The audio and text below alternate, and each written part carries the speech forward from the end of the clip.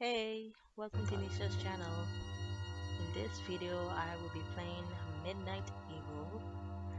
This video game is about reading a book in bed at midnight and trying to get to the end while surviving the evil creatures lurking around in your bedroom that have apparently come out of the book because you opened it. So, should be fun, and I hope you guys stick around, like, share, and comment. Right.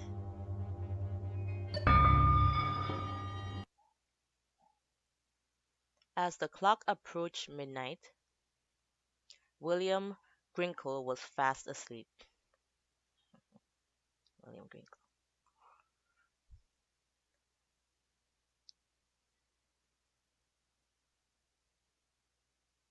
Tonight was different though.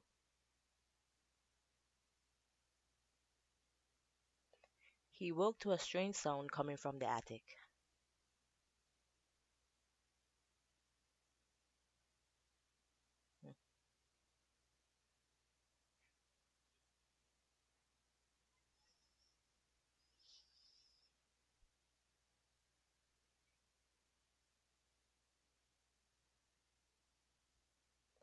As he climbed the stairs, he felt something. Something probably watching you.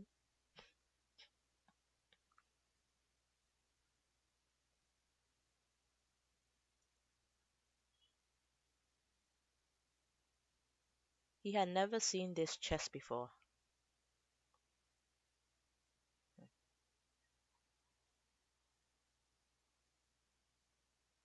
Just an innocent book.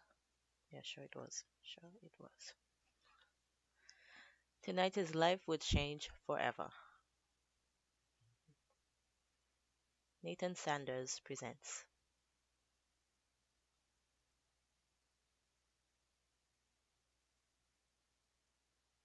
Midnight Evil.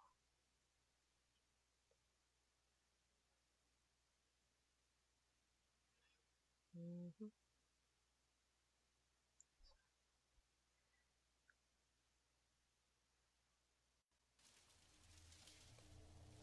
All right, episode 1. Hmm.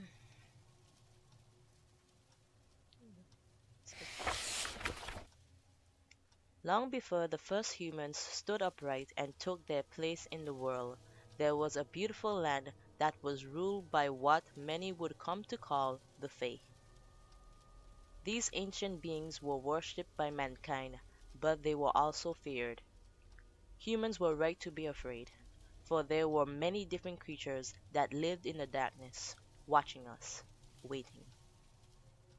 Most were harmless enough, amusing themselves by causing mischief and playing pranks on humans that crossed their paths. However, some had more sinister intentions. The Erkling, for example, have developed a liking for the taste of human children. Okay, then walk.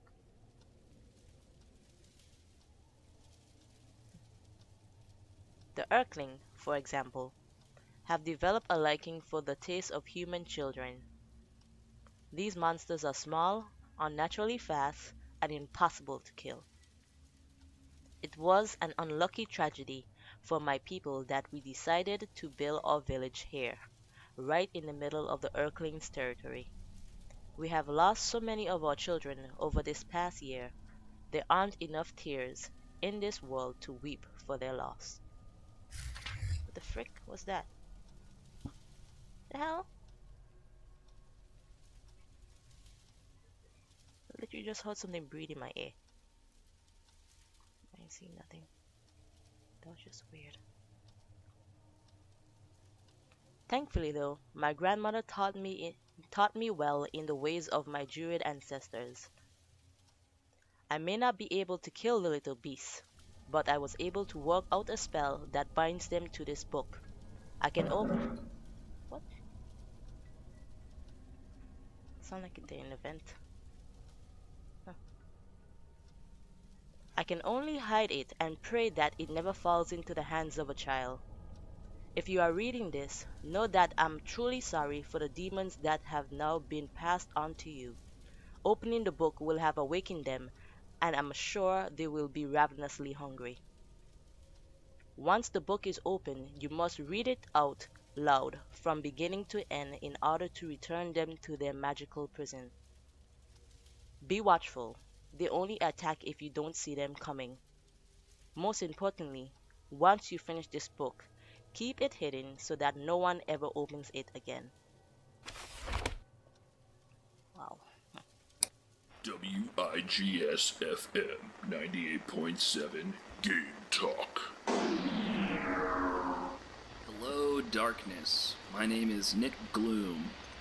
It's just me tonight. As you guys know, we answer game questions and talk tips and tricks. Well, Nate usually does. I don't really play most of those games. Anyway, let's get to the phones. First caller, you're on the air. Hi, Nick. I'm wondering, how do I beat the final boss in Terminator Destruction?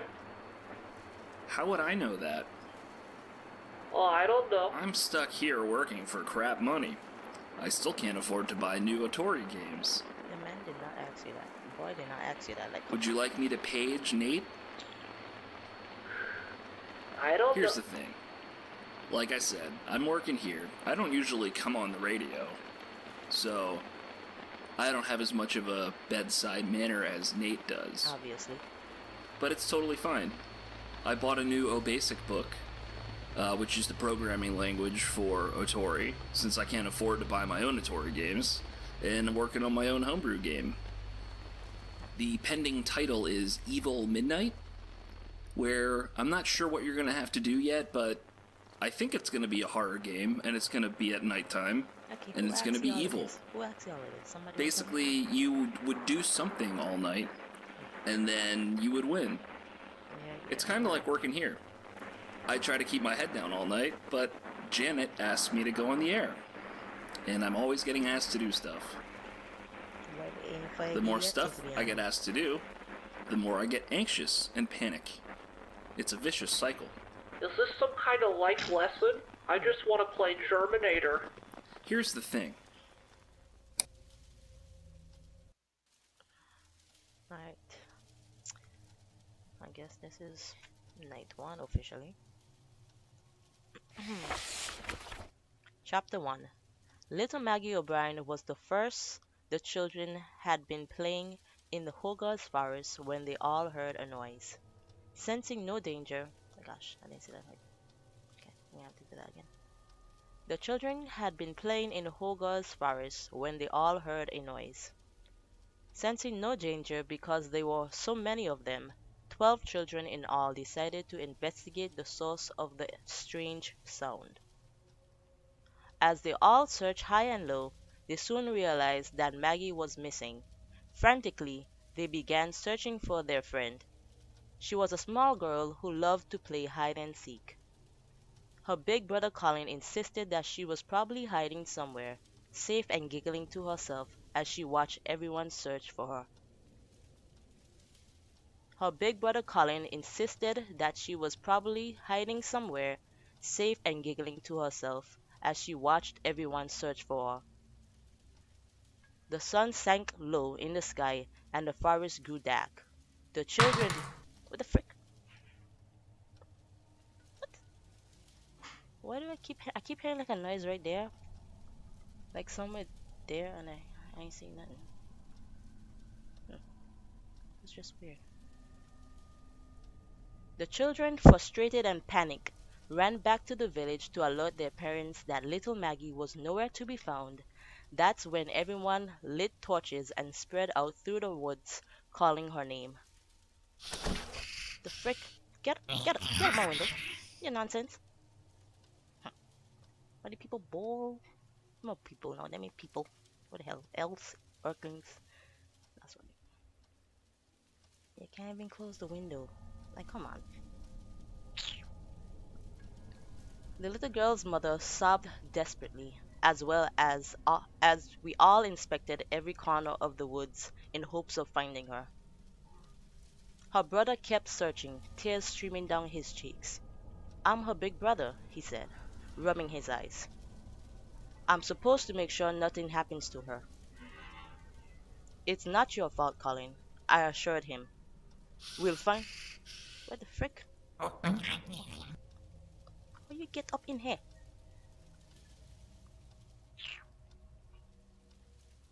We'll find her soon, and she'll be no worse for the wear.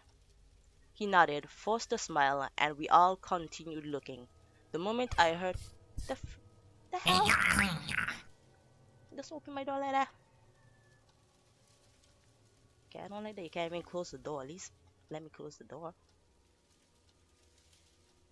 Do the door even got a doorknob? I got a knob right. You can't close it. Anyways, the moment I heard him scream, I knew he had found her. Or rather, what was left of her, which wasn't much. We were sure it was Maggie because she had worn her favorite hair bow that day. Her father plucked the pink bow from the body and fell to his knees, wailing into the darkness. Poor Colin tried to tell us then. He said that she had been covered in what he described as little green men. Alright, just checking. When I signal coming right. Okay. They were fast and green, he stammered, with bright glowing eyes. They were biting off bits of her skin and flesh. They were fat and green, he stammered, with bright glowing eyes. They were biting off bits of her skin and flesh. No one believed the lad. We all attributed the horrible ordeal to a hungry wild animal.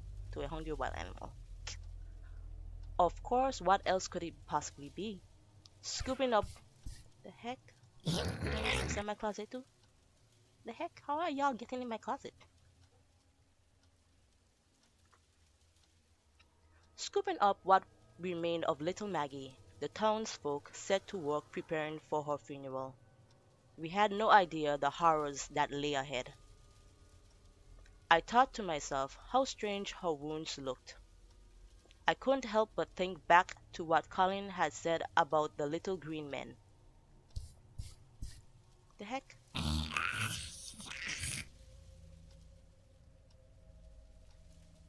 It made me think of the stories my grandmother used to tell me.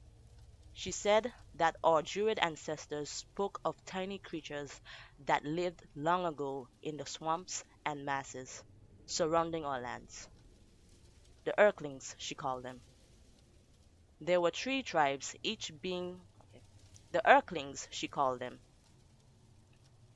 Oh, come on, people. The Earthlings, she called them. Hell was what was that? Hmm. What? It sounds like it's an event.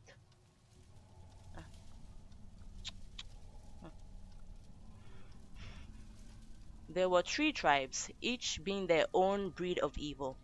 One tribe, I recall, she said, were green and fat. They would lure children away from safety and feast on their flesh. We didn't live near any swamps. Surely the boy's mind was playing tricks on him. Besides, the Earthlings weren't real. They couldn't be. They couldn't be. Are you around?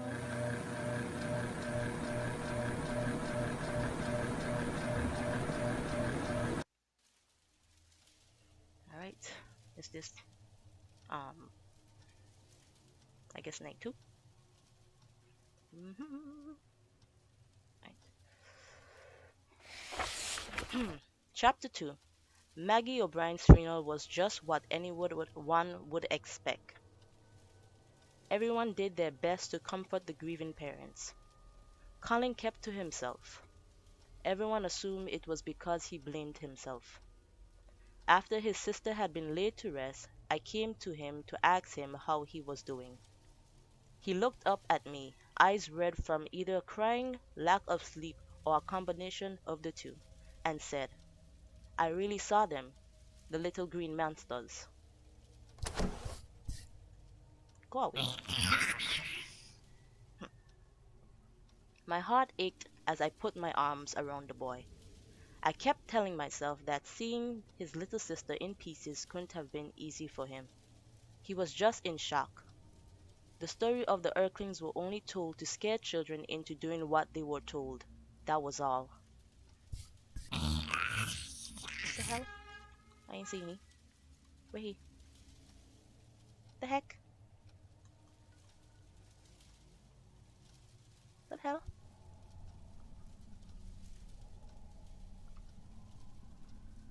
The heck? Okay, I'm confused.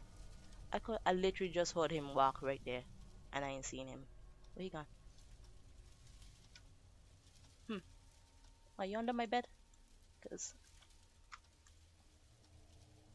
hmm. Oh. The first thing my grandmother told me about the Earthlings was that there were three tribes. The green ones had round bellies and piercing blue eyes. She said they could be heard if you walk deep into the woods at night. Em. They would laugh and sing as they danced around their tiny campfires, which would appear only as tiny flickering lights through the trees. The heck? I hear you pushing something in a. What are you pushing? Hmm. What is he pushing? He, it, whoever. They were the least lethal of the three tribes, but every bit as evil. The red ones were more temperamental and even faster than their green cousins. They didn't sing or dance around campfires, and their celebrations were a bit more gruesome. The heck? Did he just open my freaking drawer? Hello? What was that? Did this drawer just open?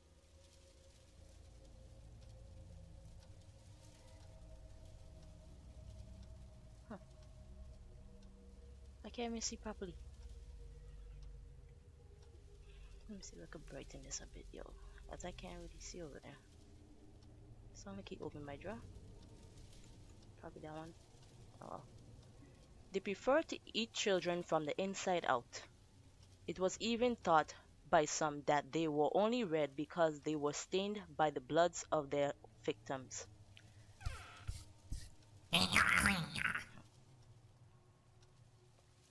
Fiery red blister-like hairs sprouted from the tops of their heads, and their glowing yellow eyes seemed cold and calculating. You see that? Oh, I see you this time, you bastard.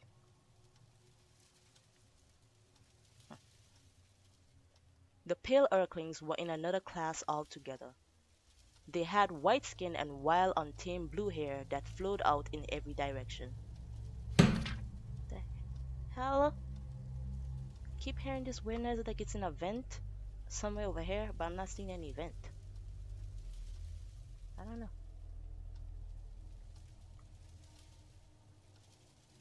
The most unsettling thing about them was that they had no eyes at all, yet they somehow were the most keen and efficient killers of the three. Grandmother said that their long, wiry hair could somehow sense the presence and locations of children. Go away, thing. Hell, keep coming up here. Go away. There were some things that all three tribes had in common. Urkelings preferred.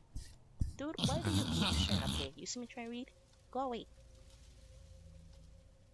The Urkelings preferred to eat after midnight and would only attack if the child did not make direct eye contact with them. I reassured myself that the O'Brien girl being attacked barely after sunset meant that she had to have been the victim of a wild animal attack. I reassured myself that the O'Brien girl being attacked barely after sunset meant that she had to have been the victim of a wild animal attack. The frick? I hear you now. You're breathing in my freaking air. What the heck? Literally breathing in my air, but I ain't seen nothing. Huh. Are you outside my window? A few of the men in the village came together to hunt down the beast that killed the girl. They came back 2 days later carrying the carcass of a large wolf. The whole village breathed a sigh of relief and a big celebration was held. Hmm. But these things bold. They're bold, buddy. You can just walk up right there next to me and I ain't got nothing to hit you with. The only one besides myself that remained anxious was Colin. Looking at his face that night, I knew that he believed the creatures that killed Maggie were still out there waiting. He was right. I'll kill a wolf for nothing. WIGSFM 98.7 Game Talk. Listen, Hello, darkness. Welcome to the top of the hour. Again, I'm your host, Nick Gloom, filling in for Nate tonight. That was an interesting hour, I must say. I don't know, Janet, I feel like these kids don't like me. Hey, Janet, do you like me? no. And she's walking away, folks. Anyway, caller, you're on the air. Hey Nick, just calling in, wanted to say that you suck. I just had a feeling that that was coming. I feel like I'm not as approachable as Nate is. You've been making an effort? Oh yeah, so anyway, I forgot there's a sponsor slot I was supposed to fill last hour. This one goes out to all you greasy, pizza-faced listeners. Are you tired of popping pimples? Ew, gross. Do some zits appear over and over and you have to keep popping them? Gross. Kind of like that popular video game, Mole Whacker? From the creators of Simple Pimple comes the revolutionary cream, Pimple Buster. The all-in-one, scientifically formulated pimple-destroying cream. Call 155-PIM-PLES. But hurry before supplies run out. That's 155-PIMPLES. You know, Janet, I think Evil Midnight could use some Mole Whacker inspiration. Something to keep the player on their toes. Or at least that last prank caller could drink some of that Pimple Buster. I don't know what it is. Is he supposed to be an adult? Because I don't understand. Alright then. What is this? Is it the same night? On different night? Guess so. Night number 3.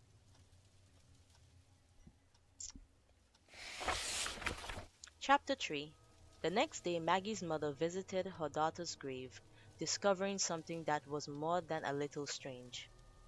The earth on the grave was disrupted as if something had crawled its way out.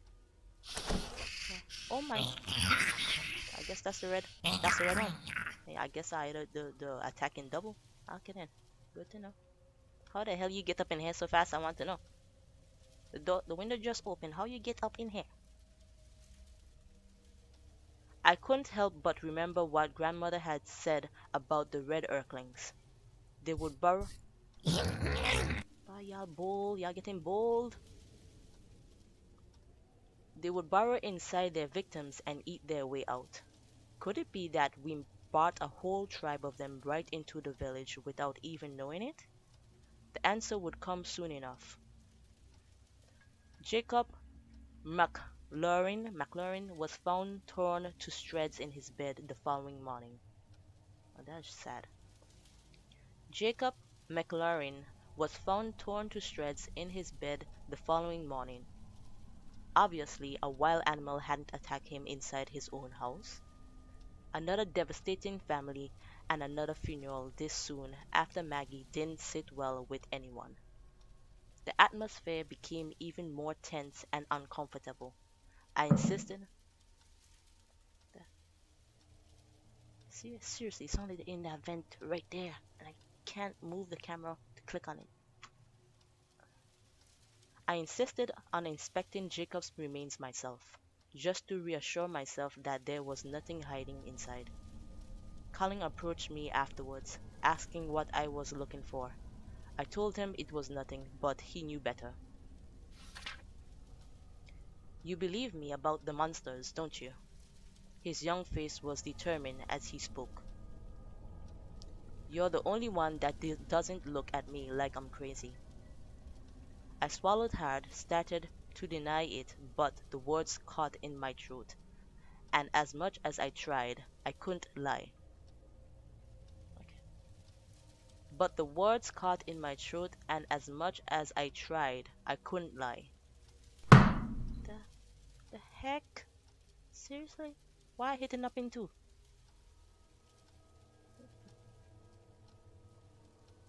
Listen, I put my hands on his shoulders.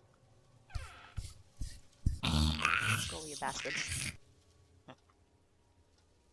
I don't think you're crazy, but we need to be sure of what we're dealing with before we spark a full-blown panic.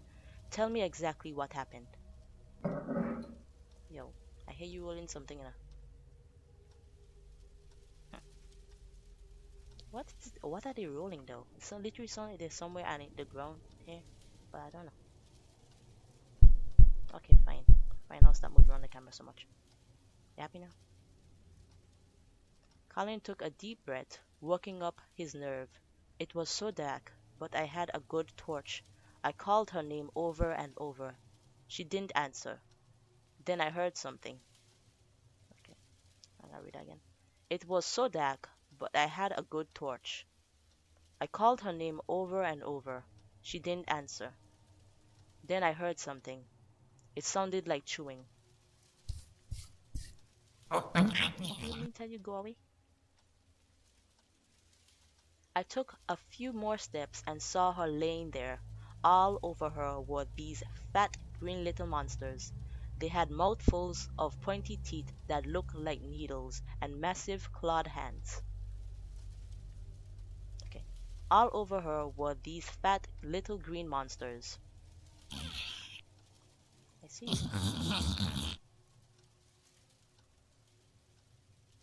They had mouthfuls of pointy teeth that looked like needles and massive clawed hands. Just then a twig snapped under my foot, and they all stopped what they were doing and looked right at me. That's when I screamed and they scattered. They were gone before any of the grown-ups got to me. His eyes filled with tears at the memory. Please tell me what they are. Hm. Y'all trying to distract me, man. And I keep falling for it. There was no more than 11 or 12, having just lost his sister and now his friend. No one had been... The heck was that? That's a new sound. Where was that? Hmm. What was... Like, that was a new sound. No one had believed him when he tried to tell us before. It couldn't have... I see you. Go away, you bastard. Go away, you bastard. You ought to do trees now, I guess.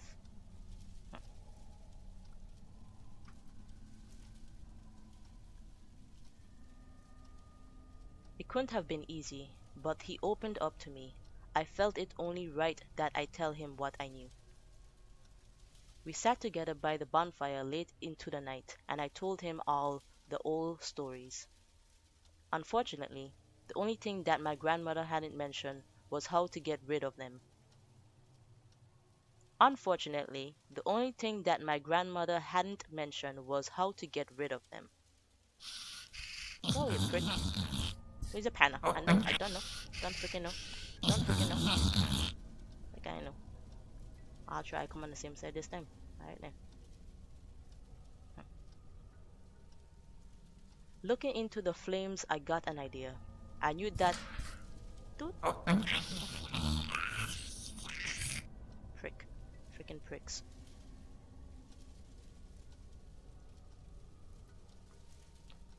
I knew that... Look, dude, I'm gonna need you to walk with me, okay? Chill. Are you ready? I knew that most unholy creatures were repelled by fire. Well, Colin folded his arms. We just have to test what happens to an earthling when it's on fire. Okay then. Hmm. Am I supposed to click something? Well, that's it for episode 1. I hope you guys enjoyed and stay tuned for next episode where we continue in chapter 4, I think. Yeah. Thanks. Bye.